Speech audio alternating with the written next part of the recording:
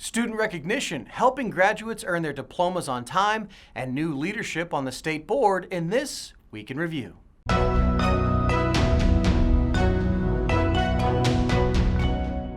Welcome to the Week in Review at the Nebraska Department of Education. I'm David Jesperson, Public Information Officer for NDE. Thank you so much for watching this brief update. The goal over the next few minutes is to fill you in on some of the news, notes, and events that have happened recently involving NDE. And we'll start with a big celebration at the Capitol at the end of 2019, recognizing some of the best and brightest students in the state with the Commissioner's Nebraska Career and Technical Student Organizations Awards. Nebraska has more than 22,000 students involved in CTSOs, including DECA, Educators Rising, FBLA, FCCLA, FFA, HOSA, and Skills USA. The Commissioner's Awards honored the student leaders for their accomplishments throughout the year.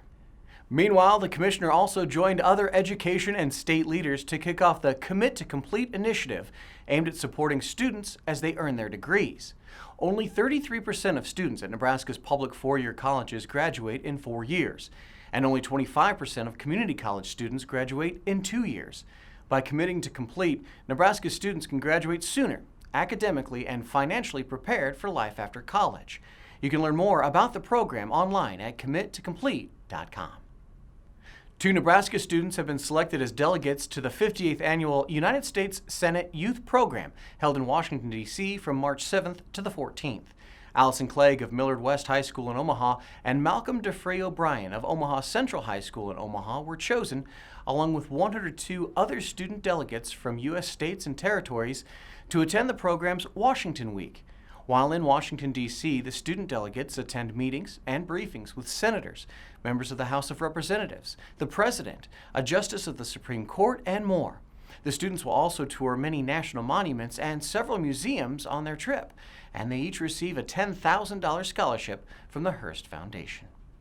Well, from students to teachers now, the Nebraska 2019 Teacher of the Year, Sydney Jensen, finished her year representing the state with other Teachers of the Year from around the country at the College Football Playoff National Championship game.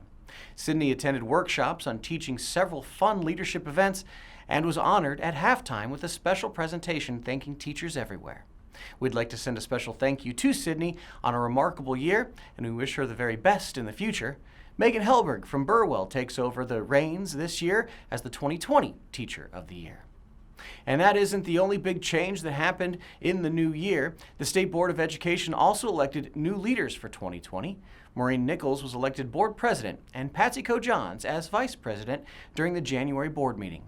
Maureen was first elected to the state board in 2014 to represent District 6.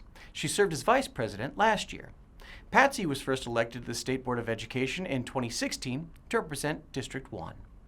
And finally, the State Board took a moment to thank longtime Department of Education employee Denise Fisher during her last board meeting before retirement.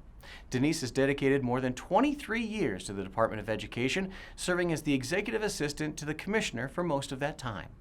In honor of her retirement, the board proclaimed January 10th as Denise Fisher Day.